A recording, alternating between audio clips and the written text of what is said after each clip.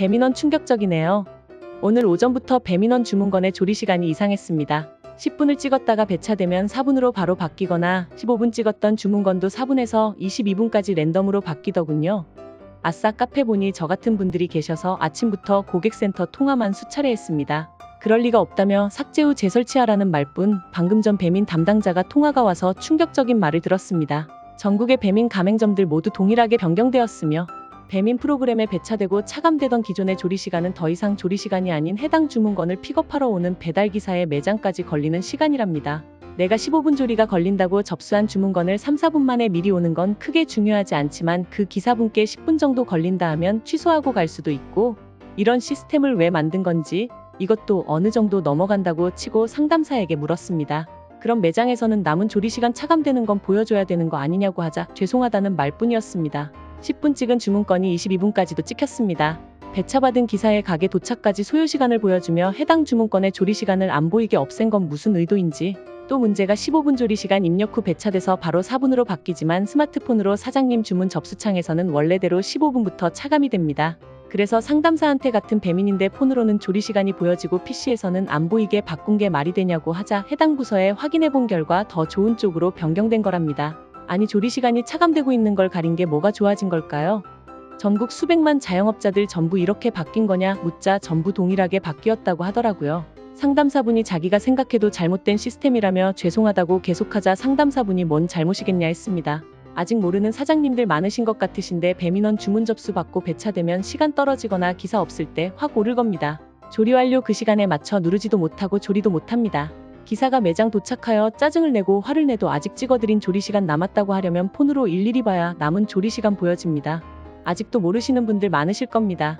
폰으로 어플 들어가서 보면 조리시간 기존대로 나오니 불편하시더라도 시간 확인 후 조리 완료 폰으로 누르세요. 픽업 오시는 기사분들 일일이 확인해 본 결과 매장 조리시간은 우리가 찍은 조리시간으로 기존대로 보이는 것을 확인했습니다. 그리고 오늘 저녁에도 15분 찍은 주문건 배차되자마자 4분으로 바뀌더니 기사분들 10분 이상 있다가 오더군요. 바뀐 시스템이 배차된 기사가 픽업 매장까지 가는 시간을 배민 AI가 판단 후 4분이 걸릴 거라고 측정해서 그렇게 보이는 거라는데 저녁 되니 4분 만에 오는 기사분들 거에 없네요. 이게 무슨 짓거리인 건지. 확인해본 결과 폰으로 조리시간 기존처럼 표시돼서 어제부터 폰으로 시간 안에 조리 완료 누르고 있는데 아직까지 조리 완료 준수율 1%도 떨어지진 않네요.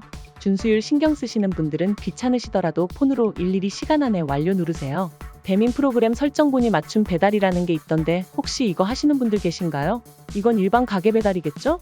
상담원과 통화 녹음 다 해놨습니다.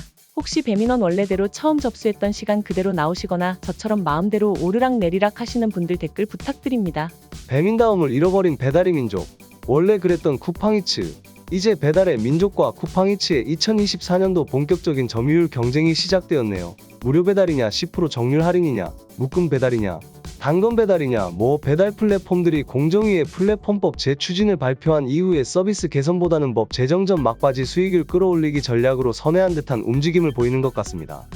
기업 활동이 전부 이익 창출을 위한 활동인데 그걸 이용하는 업주들과 고객들이 관여할 부분이 아닌 것도 알고 그 경쟁 속에서 살아남기 위해 서로 이렇게 저렇게 자기들 맘대로 하는 건 당연히 기업 경영진의 마음이죠. 자유대한민국에서는 뭐든 내 맘대로 할 수 있는 거니까요. 다만 정률형 수수료 체제로 전체 시스템이 굳어져 가며 많은 사장님들께서 예상하시듯 코로나 이전에 배달음식으로 굳어진 카테고리의 식당들만 살아남고 코로나 이후 배달 시장에 들어가게 된 다른 카테고리 식당들은 이제 설 자리가 없어진 게 사실인 것 같습니다.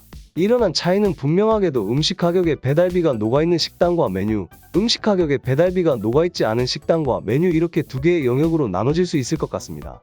단가의 높고 낮음을 떠나 무한 경쟁인 자영업의 특성과 이 속에서 살아남기 위해 다른 식당들보다 더 나은 가치의 음식을 더 저렴하게 높은 가치의 음식들로 만들어내야 하는 식당들에게 정률형 수수료는 엄청난 부담으로 다가올 수밖에 없습니다.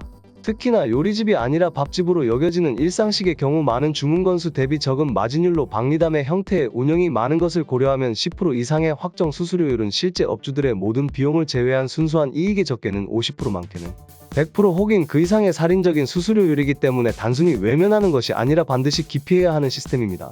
배민, 요기요. 쿠팡이츠 그들도 그들만의 고민과 문제가 있겠죠. 배달 시장이 점점 축소되는 와중에 수익성을 높여야 하는 과제를 어떻게 해서든 풀어내려는 의지도 이해는 갑니다.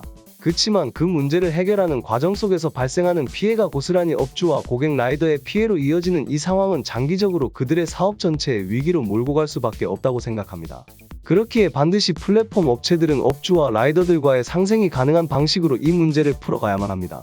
가게 배달에 의존할 수밖에 없는 마진율이 낮은 박리담의 형태의 밥집들도 배달 시장에서 떠나지 않고 운영할 수 있는 시스템, 배달거리 제한과 낮은 배달 단가로 배달 업무 자체를 거부하기 시작한 라이더들의 단가 조정. 이러한 문제점들을 해결하지 않은 채로 단순 미봉책에 불과한 자잘한 변화들은 상처가 깊어 꿰매야 하는 큰 상처에 반창고 하나 붙인 격입니다. 이런 문제 해결 방식들은 결과적으로 문제를 해결하는 것이 아닌 더 악화시키는 것밖에 되지 않을 겁니다.